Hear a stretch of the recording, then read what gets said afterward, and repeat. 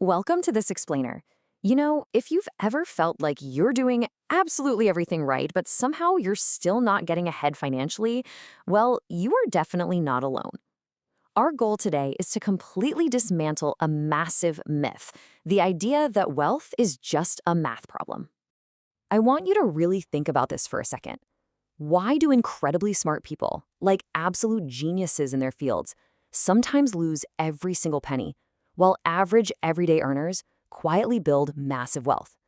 Like, what is the missing link here? We are traditionally taught that money is just pure math and logic, right? Earn X, save Y, and you're good. But the reality is that money is heavily driven by behavior and psychology. We aren't frustrated financially because we lack money. We're frustrated because we fundamentally misunderstand it. Wealth isn't a spreadsheet, you guys. It's a mindset. So let's dive into it. All right, let's kick things off with Act 1, the illusion. It's time to break down some false beliefs.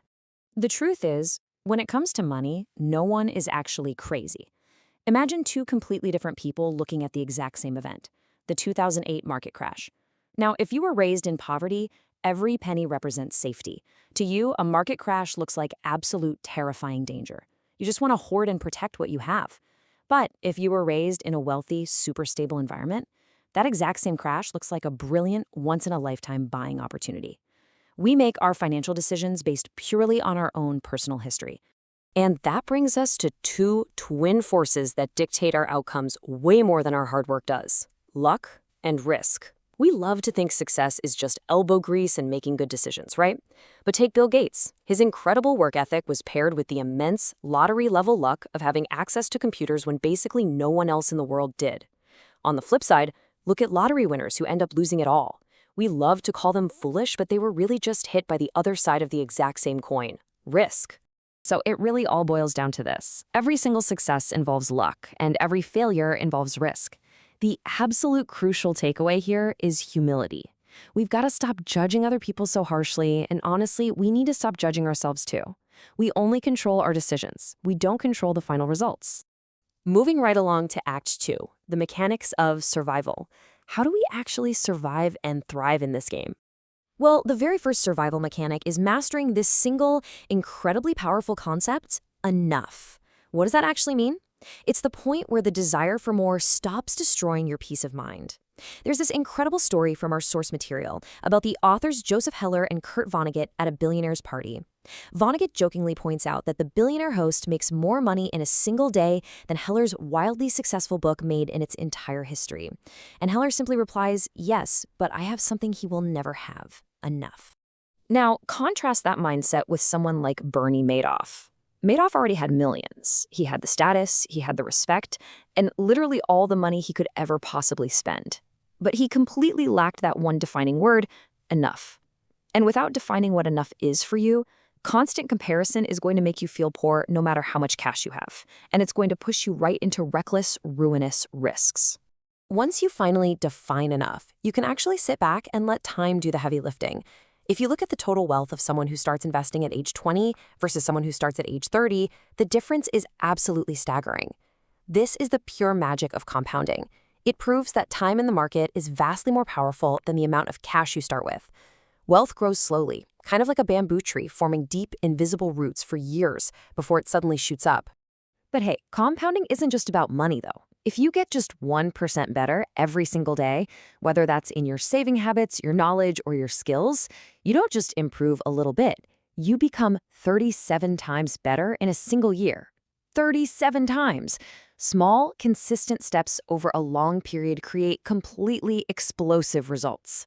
But here is a fascinating trap, and it catches almost everyone. Getting wealthy and staying wealthy are two completely different beasts. Earning money requires confidence, optimism, and taking big, bold risks. Staying wealthy, however, that requires the exact opposite. It requires a healthy dose of fear, deep humility, and extreme patience. Look at traditional Japanese companies. They don't play a highly aggressive game. They play a cautious, stable game, which is exactly why they survive for decades and decades while flashy new startups just burn right out. Let's look at another survival mechanic. It's called the tails you win concept. When we look at tech giants like Amazon or Apple, all we see is this massive, glittering success.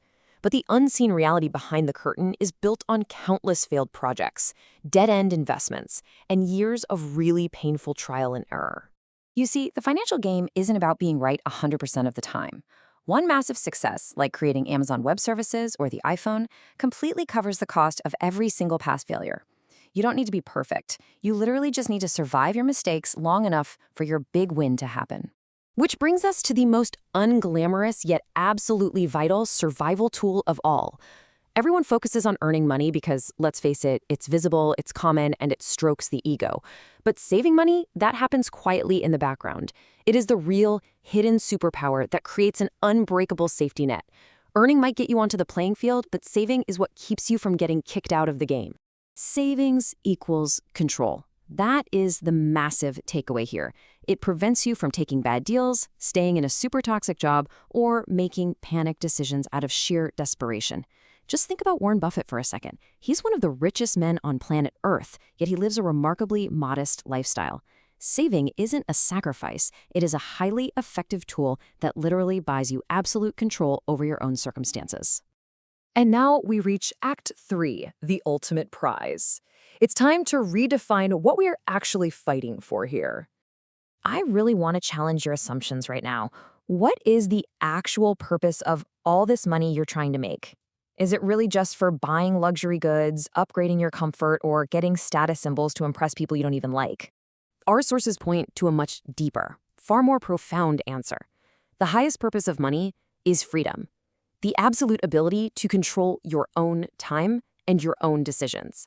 The highest dividend that wealth can ever pay you is allowing you to wake up in the morning and just say, I can do whatever I want today on my own terms. Just think about the trapped millionaire. They have immense wealth, sure, but they are completely enslaved by their business, their crushing overhead, and societal expectations. They have all the money in the world, but zero time. Now contrast that with a free earner. They might just have an average income, but they have total, absolute control over their schedule and their life. Who's truly wealthier? True wealth isn't measured by the balance in your bank account, it's measured by your autonomy.